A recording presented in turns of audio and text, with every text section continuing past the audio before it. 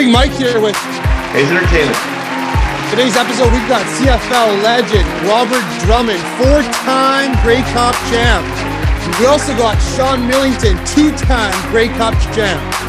If you like what we're doing, hit that subscribe button. If you're looking for a mug, perhaps a hoodie, head on over to IOnlyTouchGreatness.com.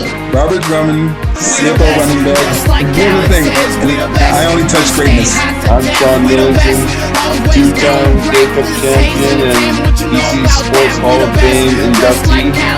And it's my pleasure to come on I Only Touch Greatness podcast. I make cats run like DMC. My boy gets slaves, it's the ENT.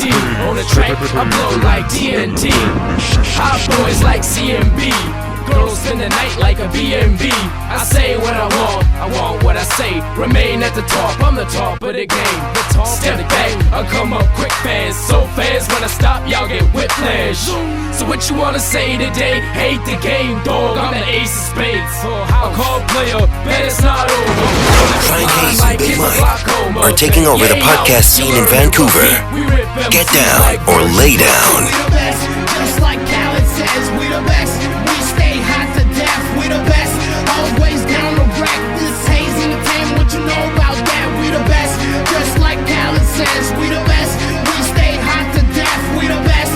Always down to wreck. This Hayes Entertainment, what you know about that? We the best, yes, that's something I can put plain. Hey, cause them ballers get paid. Pop bottles, honey, got dollars for days. Get low, sit low, in them politics trades. You want West Coast, just holla at Hayes. We the best, just like Khaled says, we the best. We stay hot to death, we the best. Always down to wreck. This Hayes Entertainment, what you know about that? We the best, just like Khaled says, we the best. We stay hot to death, we the best. Always down to wreck. This Hayes Entertainment, what you know about that? What's going on? Hey, Robbert. How you doing? Where you guys going, huh? Good. Thank you very much for taking the time for us today and coming on and chatting with us. Oh, thank you for having me. You know, definitely a pleasure. Sean Millington's here right now. With the Christmas hat on, you getting ready, huh? Oh, yeah. Always, all our December episodes, we're trying to wear the hat. Yeah, I don't blame you. After this year we've had, you deserve it. Exactly. Hey, Sean, thank you very much for taking the time for us and coming on as well. We got Robbert Drummond here with you. I see that. Thanks. Hey, it's my pleasure. It's always good to be on. Hey, we got to see the drum, then, that's a good day for me. You know, this is gonna be one hell of an interview when you got the best two out of the backfield we've almost ever had. Well, I'm glad you guys feel that way. It's cool. I'm just rolling on my way home. I had planned to actually be home so I could kind of be static, but sometimes life doesn't work the way you plan. So here I am. Hey, All good. You're here. That's all that matters. Thank you very much. So, no worries, brother. Sean, you were born in Vancouver, and Robbert, you were born in New York. Can you each tell us a little bit about your childhood growing up? Well, I'll go first, I guess. Mine was atypical. I mean, I didn't spend most of my childhood in Vancouver. My family moved around when we were kids, and I moved pretty early to Germany, and then we went to Barbados, and then I went to Jamaica, and then we went back to Barbados, and then we finally landed back in Vancouver. I don't know, when I was 11 or something like that. So, yeah, it was a bit of an adventure, and I didn't actually get into ball until I was 17. And I didn't start playing running back until 18 because the first year they made me a lineman. So there you go. That's my experience growing up. All right, Robbert. My story is not much more eventful. Born and raised in Syracuse, New York. I started playing football when I was 6 years old. Just for something to do. Especially for us Southerners or this Yankees, as they call us in Canada all the time. It's a sport just to keep me out of trouble and burn off a lot of steam, and for a kid to go out there and just play. I started playing when I was sick, when I really enjoyed the game, and just never really left Syracuse until the first time I actually had to leave and get drafted and play for the Philadelphia Eagles. So up until that point, I played my college ball here in my hometown, Syracuse also. So it was always home. Syracuse was always home for me. That's why when I retired, I came right back here to be around my family. Okay. I got this one for What other sports did you guys play growing up? Pardon me? What other sports did you guys play growing up? Well, me personally, I know when I was I played baseball, didn't like it, wasn't physical enough. Played basketball, didn't like it, wasn't physical enough. Actually, in sixth grade, I tried to wrestle until they tried to hand me that onesie, and I was like, I don't think so.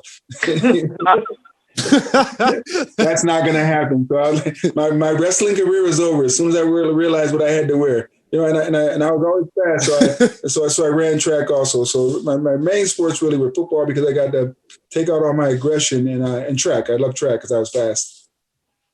Yeah, well, I did pretty well everything. I was a jack of all trades, a master of none. I played soccer, tennis, basketball, volleyball, track and field, what else? Rugby. It was just basically whatever came up in school and whatever season it was, I just picked up the sport to do that, so I had something to do.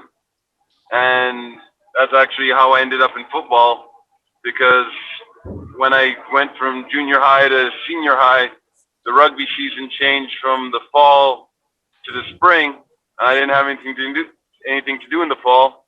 And I thought, well, I could go out. I went out for the soccer team and I went out for the football team.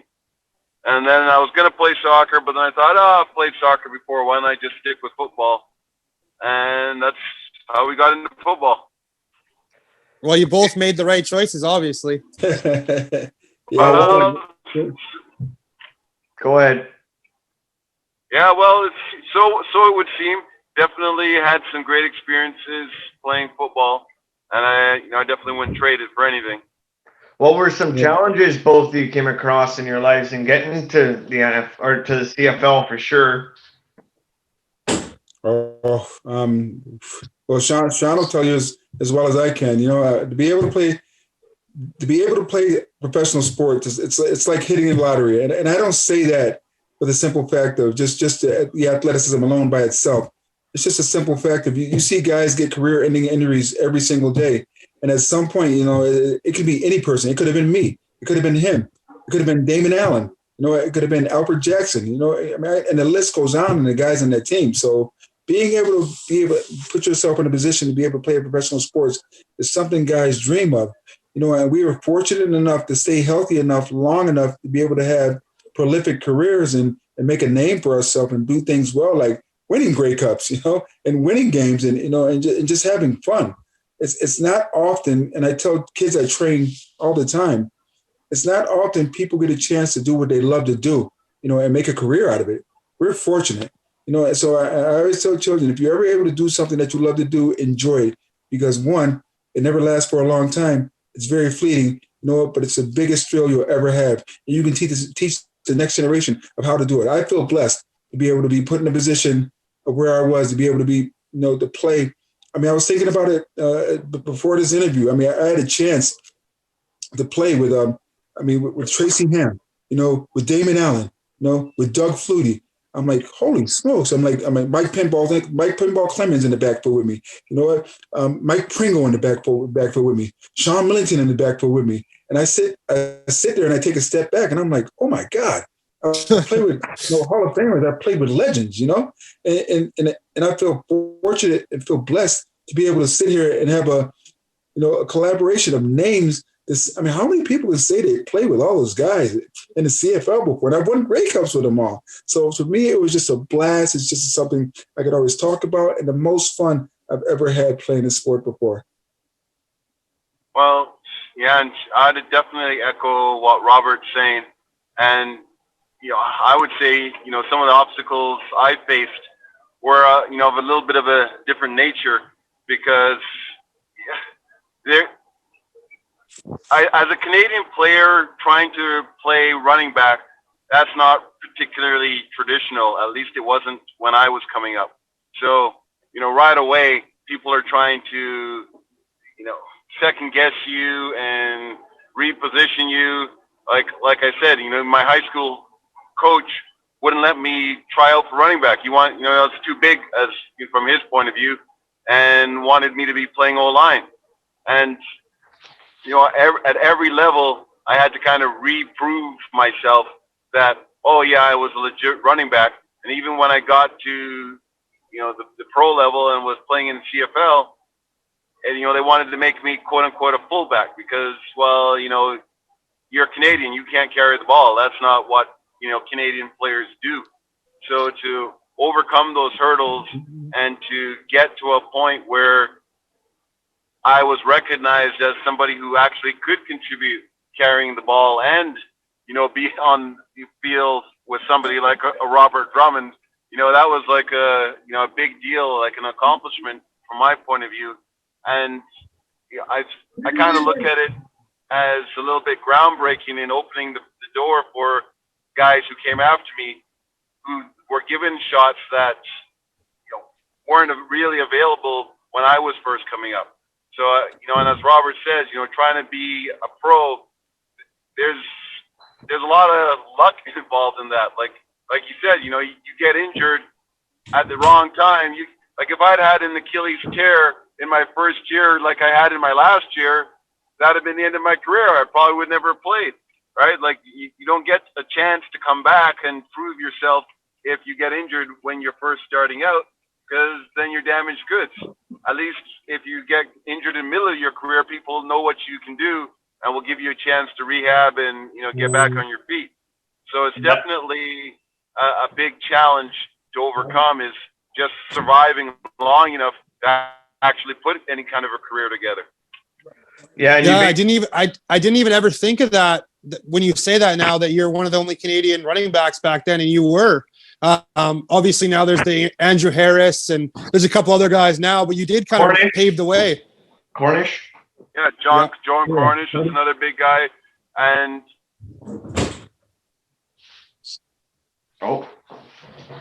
we might have lost. Yeah, we might. He's kind of. He'll come back. He's a smart guy. Yeah, I know. Hey, Robert, we'll hit you with the next one, Robert. Who are your biggest influences in your career, and what was it like going to the NFL and to the Eagles, getting drafted there? I mean, for any American young kid, that plays football, it's always a dream to possibly one day play in the NFL. You dream about it as with anything else, but you don't think it could ever come true because it's such a lofty task, a lofty goal. As I said before, it's like hitting a lottery. But when I got drafted, I was just, I was elated from the simple fact of I was going to be able to, as I said before, do something as a job that I love to do. I loved football in high school. I loved football in college. I loved football once I got to the pro because it gave me a chance to go out there and have a lot of fun and do the things that I love to do. So for me, it's just you have to appreciate the moment. You have to work hard to be able to stay in that moment, because at any given day, as me and Sean said before, it can be taken away from you by injury or by being cut or by any other, circumstances that'll take it away. So always enjoy the moment. Always work hard as you can to do the best job you possibly can, and just enjoy it because it's fun. Always say, it's just like life. Have fun with it. Okay, I got one a little off serious. What's your favorite Christmas movie? My favorite Christmas movie? Yeah. Wow. I want to hear this answer. That's interesting. I'd have to say Chevy Chase's Christmas Vacation. Yeah. Nice. It is. I watch that every year, and I laugh just as hard now as I did back when I was younger watching it. It's hilarious. All right, we got a guy downstairs in our building here that shows that movie every weekend, and I've seen it so many times. Don, how about you? I would have to go with It's a Wonderful Life. I don't know. That's a good one too. That one makes me tear up. Yeah. Exactly. Like I've seen it how many times, and I still start bawling every time. He's in the bar and he's all bummed out, and his life is a wreck. You kind of go, "Oh man." So yeah, I totally get it. Sean, you had the nickname Diesel. Robert, did you have a nickname as well? No, Drum. Yeah. Okay. Yeah, And that's what we called him. How did you get Diesel then? Oh, that's a bit of a long story, but I guess the bottom line was there's a receiver on one of our teams named Ray Alexander, and we were all watching film one day, and he commented that, I don't know, I just done some, a play went to me, and we were rewinding it and watched it a couple of times, and he's like, "Man, that Millie looks like a big old diesel truck driving down the road. Like, you think it's gonna fall apart at any second, but somehow it just keeps on coming, and you better not be in front of it when it gets there." And somehow that stuck. Like, the media got a hold of it, and the next thing you know, I was the Diesel. I thought it was maybe because of Shaq Diesel, but No, that was well before that period of time. Yeah, it was before that. Yeah. Okay. You guys both were very successful in the CFL, winning multiple Grey Cups. What was it like? And do any stick out one more than the other? Yeah. My loss is the Millington in the 1994 Grey Cup where they beat us in Vancouver. That was the Luke Pistaglia kick. Luke Pistaglia kicked the winner, and you're playing for the Baltimore. Exactly. I was playing for Baltimore. I was a fullback playing for Baltimore, and I didn't know. And to be honest, I didn't know a lot about the CFL at that point. So just going through the season, it was a blur to me. And then we got to the championship game, and I just remember playing in the game, just being like, "Wait a minute, this is." I didn't know how big it was, until I was in the middle of the game, and I was like, "Wow, this is a Super Bowl of Canadian football league." I'm like, "Wow," So halfway through the game, it finally clicked in and registered to me, and at that point, I tried to, turn it back on and try to win the game. But it was a great game. It taught me a lot about the CFL tradition, the CFL game, the CFL fans. And I was like, wow, what a fun game. And it really, just steamrolled me, like sitting at the top of a hill and rolling down to finally realize how much fun you can have in this game, just going out there, just being yourself and playing a game that you love to play, and getting to a championship. I was fortunate enough to where I played in 4 Grey Cups in a row. I played in 94, 95, 96, and 97. And what a great time I always had at each game. And then, and then 2000, getting a chance to go back with a great group of guys I had in BC, and to be able to go out there and nobody really give us a chance, being the only, at the time, 500 football team to ever, get to the Grey Cup, and for us to win it in the fashion we won it, and just for us to be like playing, like, as I said before, playing in the backfield, with a quarterback like Damon Allen and a running back like Sean Millington, where in the first half, it was all Sean. And I just sat there and watched him and Damon, and just admired him, knowing that, Robert, when it comes to your opportunity, because this is a game where each player has to step up every time. And then Sean stepped up the first half, I stepped up the first half, and we both allowed ourselves to be able to put ourselves in a position to win the Grey Cup, not just for ourselves, but for our teammates. And I remember at the end of that game, they were just like, Sean got the Canadian player of the game, and I got the most valuable player of the game. And to me, it just felt wrong, because I was like, Canadian or not, we were both the most valuable players of that game, because he did it in the first half, I just did it in the second half. So it's just something that'll always stick with me, something I'll always remember, and something you always cherish, because these are memories you can go back and always talk to your kids. As I said before, I'm a personal trainer now, and these are the ideologies I can put in the heads of kids to tell them hard work always pays off if you just keep working harder. If you rest on your laurels, you'll never be satisfied, because you'll never accomplish what it is you want to accomplish. You're right. I had to go run and throw on the BC Lions jersey. I don't know what I was thinking, not having it on already, but so I had to go run. I'm a season ticket holder, so they'd be kicking my ass if I posted this video in the group chat and I didn't have my Lions gear on. You both have received great advice from 2 legendary coaches. Sean, what advice did Bill Parcells tell you? And Robbert, your Joe Paterno gave you advice to get your career moving as well. Well, actually, my coach at Syracuse was Dick McPherson. But I was being heavily recruited by Joe Paterno. Yeah. Who just and Joe, how do I put this? Under the circumstances of what was happening, everybody has their opinion of it. He just gave me a great advice as a 16-year-old kid, 17-year-old kid being recruited, out of high school, and just to be able to go out there. And as I said before, football is not guaranteed. Doesn't matter how big you are. Doesn't matter how strong you are. Doesn't matter how great of an athlete you are. It's not guaranteed you're going to make it, because as Sean will tell you, it takes so much more than just being a great athlete to play at that next level, especially for 5 years, 6, 7, 8, 9, 10, 15 years. It takes so much. It's so exhausting and so hard. And I tell these kids now, in order to be successful in something, you got to love it, because it takes so much work to be good at it. And Sean will tell you, it truly, truly does. I couldn't stand practice. Hated it. But you know what? Every time I was out there, I always told myself that I realized it's like, Robbert, you're doing something that you love to do. And there are millions of people that would love to be in the position you were in. So go out there and work as hard as you can and learn something from it, because you can always correct the mistakes. Was practice still in Surrey at that time? It was. Oof, that place was, woo. That's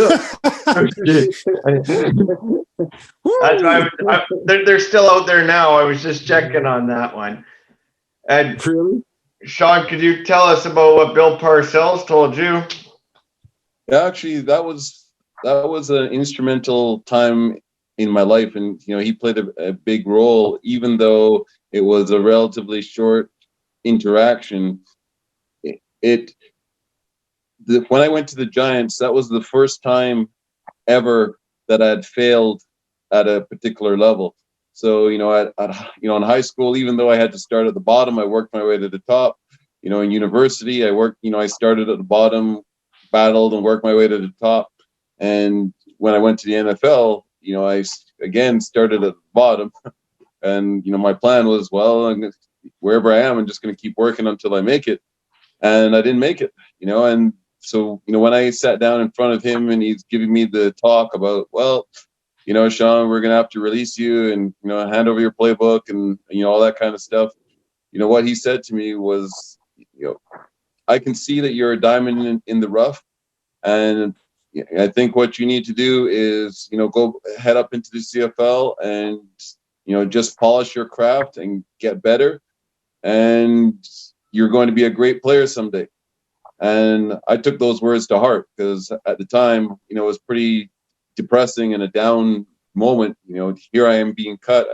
I'd gone to New York with a whole pile of fanfare and accolades and blah, blah, and a lot was expected. And now to come home, tail between your legs, not kind of knowing what's going to happen next. I was kind of clutching for straws for positives out of that situation. And those words from him were something that always resonated. And, even to this day, I've always wished I had the opportunity to tell him, how much that meant to me. Because, he probably said that to, every kid that came across his desk, perhaps at that time. But it meant a lot to me that he took some time out of his day to personally, kind of have the chat with the people that he was releasing, and then just put that off on underlings to handle, which, I guess as the head coach, he easily could have done. Yeah. Mike, you got one? Yeah. Take me back to both your guys' first touchdowns in the CFL. Oh, are you kidding me? Okay, hang on. I got one. If you want to elaborate on that, did you guys know much about the CFL before you arrived up north? I mean, Sean, you lived here. Well, I lived here, but I actually didn't know much about the CFL either, because my high school played American rules football. My university played American rules football. I never played a game or down of Canadian football until I was actually in the pros on a CFL team. Like my very first game playing for Edmonton, like it was all new to me. I felt like the Americans. Like I'm trying to figure out what's this waggle towards the line. What are you talking about? And the extra man and the wider field, like it was all foreign. Like it took me a couple of years to kind of get used to it. So that was challenging. And as far as the first touchdown goes, I'm like, I probably have the ball somewhere, but to tell you the truth, I have no idea. Okay, how about this? What's your guys' most memorable touchdown? There's got to be one that sticks out to you guys. Most memorable touchdown. Huh. Well, the one that kind of comes back to me now is the one that because Robbert and I just reviewed it. Like we were just watching the 2000 Grey Cup because BC did a little thing about it. And I scored a touchdown in that game that they called back. So the game would never have been as close as it was if that hadn't happened. And that really pissed me off because I had never scored a touchdown in the Grey Cup. And then to have it come back on a holding call that wasn't even, relevant to the play was like a real kick in the you-know-what. So the most memorable touchdown I ever had was a touchdown that I never got. How about that? Okay. I mean, I never really thought about touchdowns and things of that nature. I mean, all I thought about was winning games. I mean, I always said to myself, it's like, I played in the CFL 9 years and I have 4 Grey Cup championships, with my team. So so whether I scored a touchdown or whether I didn't score a touchdown, I mean, no one can ever take that prestige. No one can ever take those rings away from me. No one can ever take the hard work of what we accomplished of being the best, in a league, a professional league. So I mean, I can sit here and go over touchdown after touchdown after touchdown. It was a great run. I mean, I can go over the great run, that put us ahead. The 40-something plus yard run, but still, that wasn't the game. That was just a part of the game of getting my team to the point of being able to win. And at the end of the day, we all got the same ring. I might have scored the touchdown, and as Sean said, he may have scored that. It might have been taken away, but we all got the same ring because it was a team effort. I was always about team. Okay, good choice. I like that. Did you guys have a pregame meal or ritual before the game? When? Well, before the game when you were younger.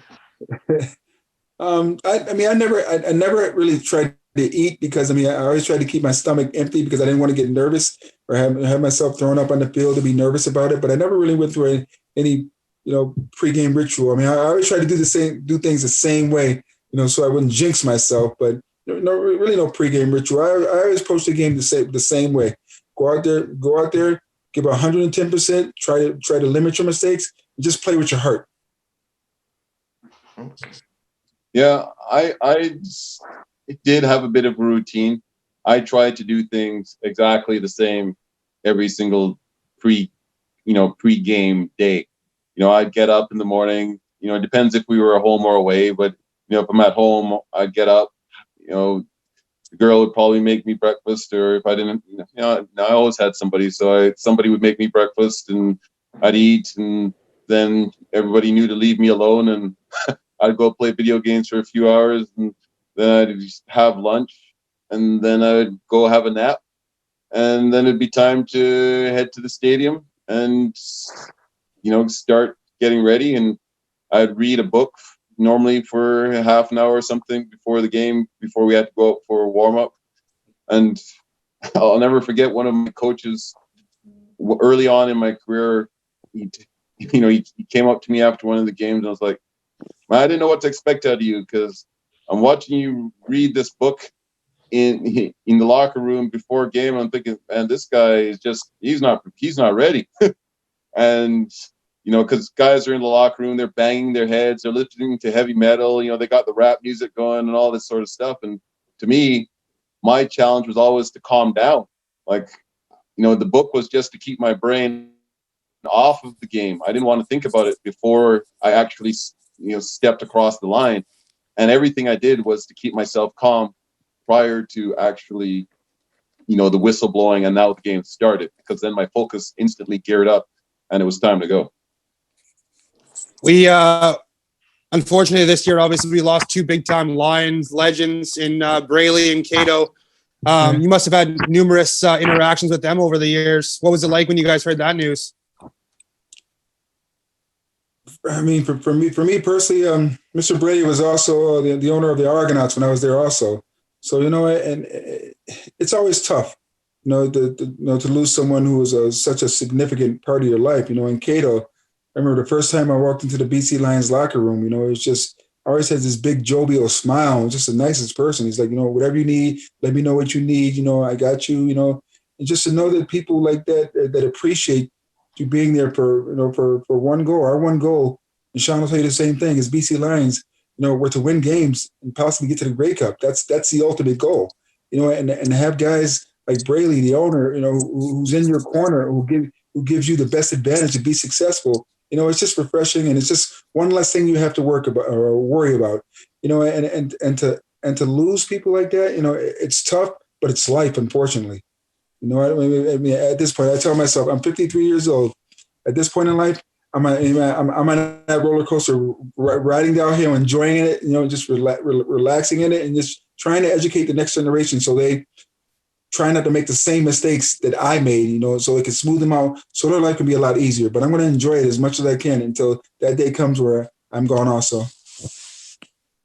Yeah, I would say that, Mr. Braley was obviously a big influence in the path of the Lions, and he intersected with the team at a time when the team was going through a lot of challenges. We'd gone through some real shaky ownership up until that point, and really he's credited with not just saving the Lions, but frankly saving the league. Like both BC and Toronto were in pretty dire straits at the time when he came around, and if it hadn't been for him, who knows what would have happened to the league. And I doubt I would have had the opportunities that I had without him being around. So he was a pretty significant factor. And whenever you lose a champion of the CFL of the nature that he was, that's a big loss and big shoes and a big hole that has to be filled as a result. And Cato, Cato was our guy, right? Like, he's somebody that we saw, every day and dealt with, every day. And, from the time I arrived at the Lions till the time I left, Cato was a fixture in the locker room. So, that kind of hits home when, somebody like that leaves, especially, at his age.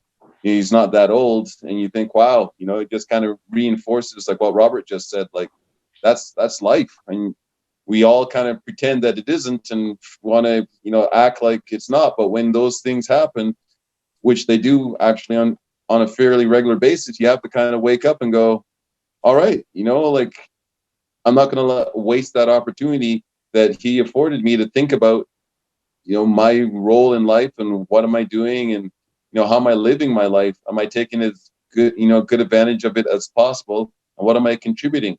Because, he contributed so much to so many different people.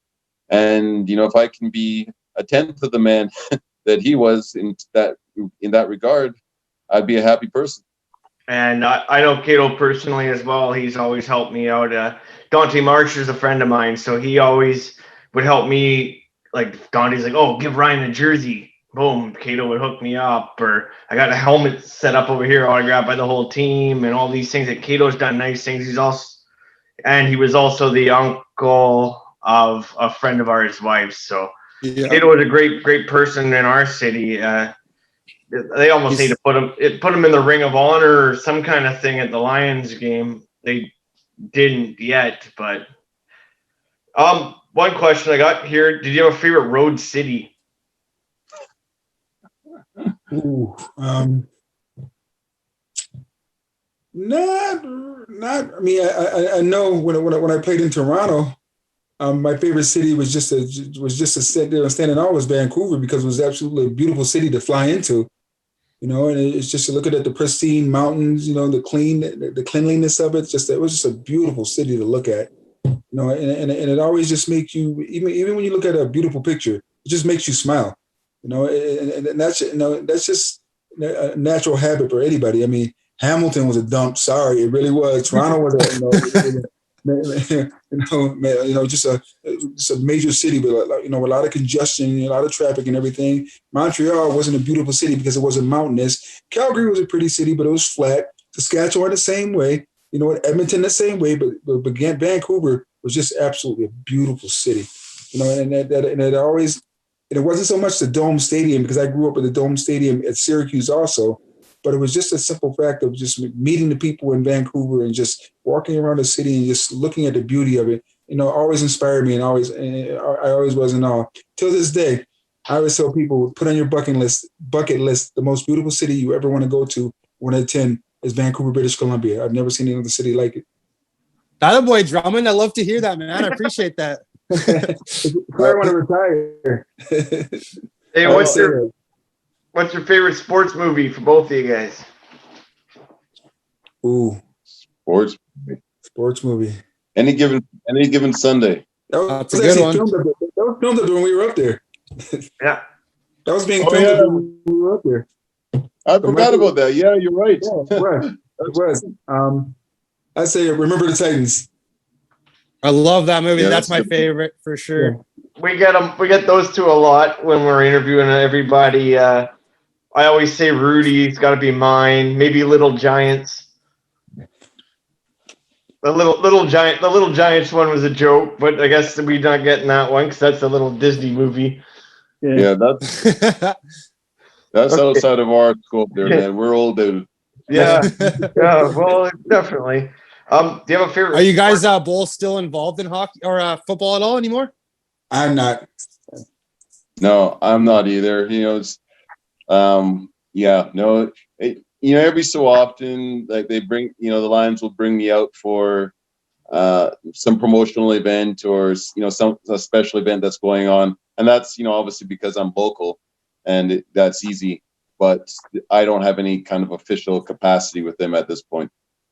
Yeah, as far as being back in Syracuse, I'm not involved anymore now. I coached my son's youth football team for 10 years, and then after he was done, I was done with it. I'd rather be a fan now. This one might sting Robbert a little bit, but on January 7th, 2010, Sean, you and the 94 Lions were inducted into the BC Hall of Fame. What kind of feelings was that going into a Hall of Fame?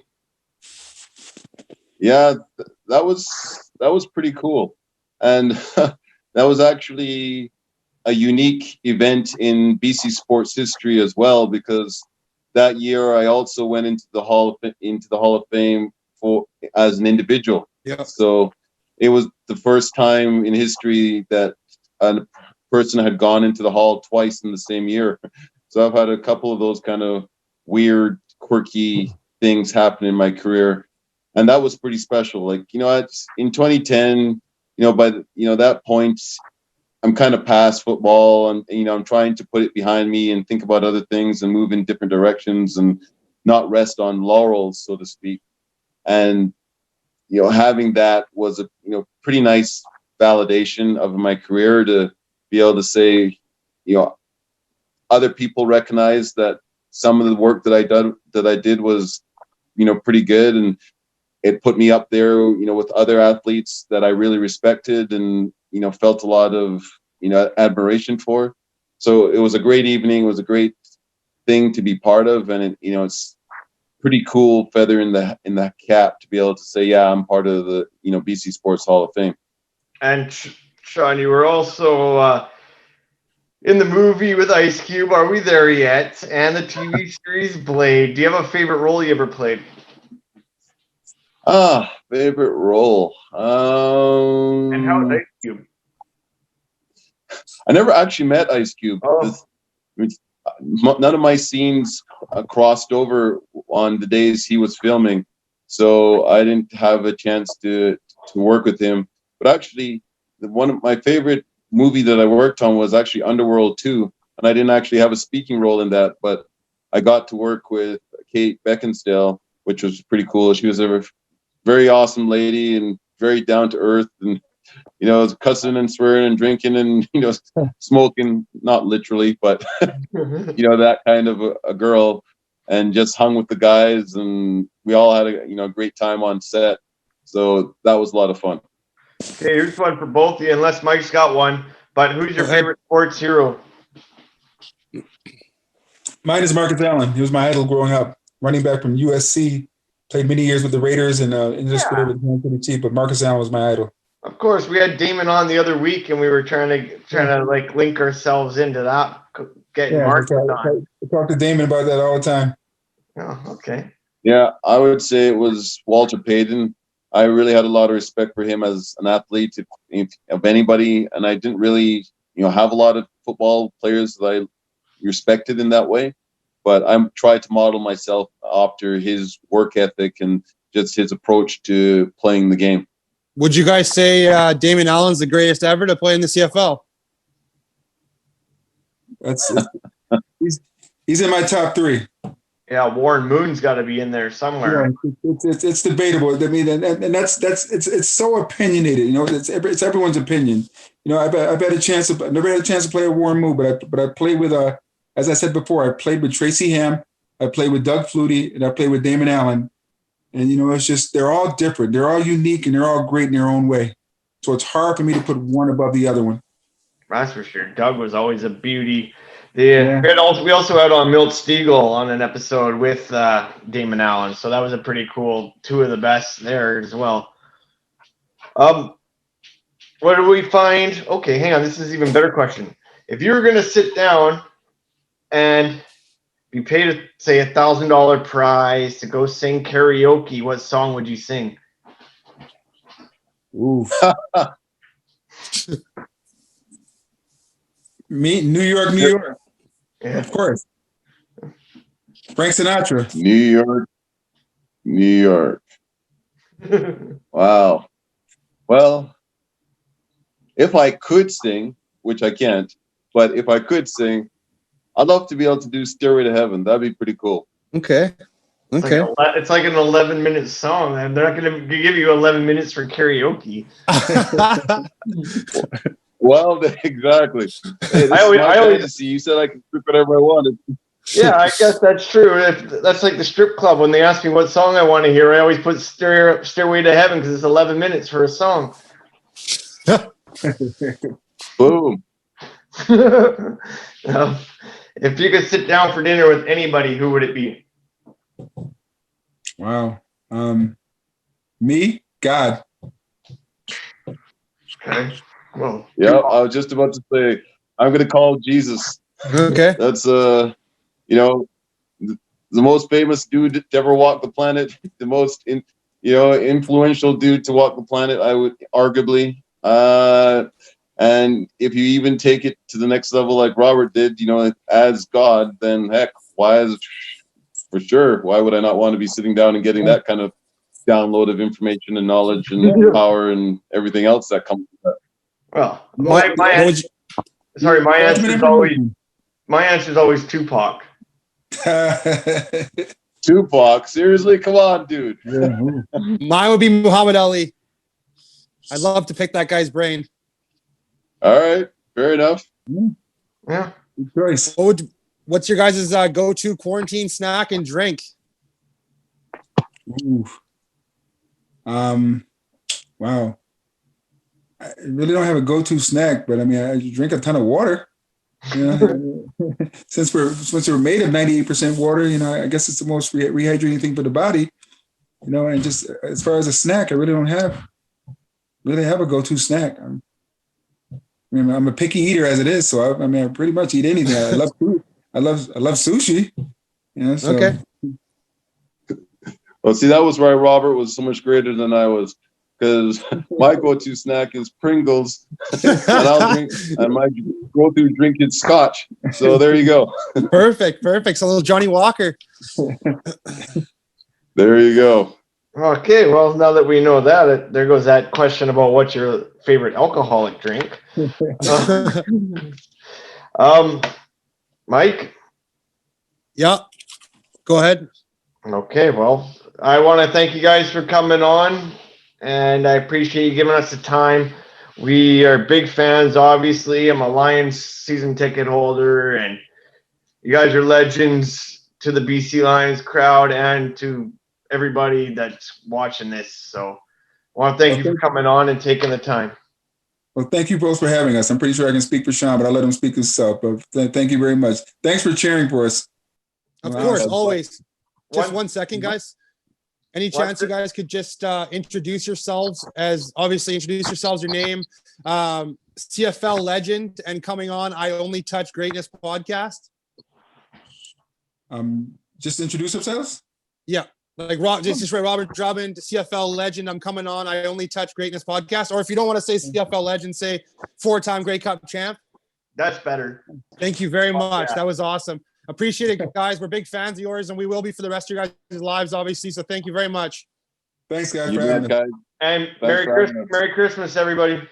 Yeah, best Also, guys. Merry Take it Christmas. easy. best of luck in 2021.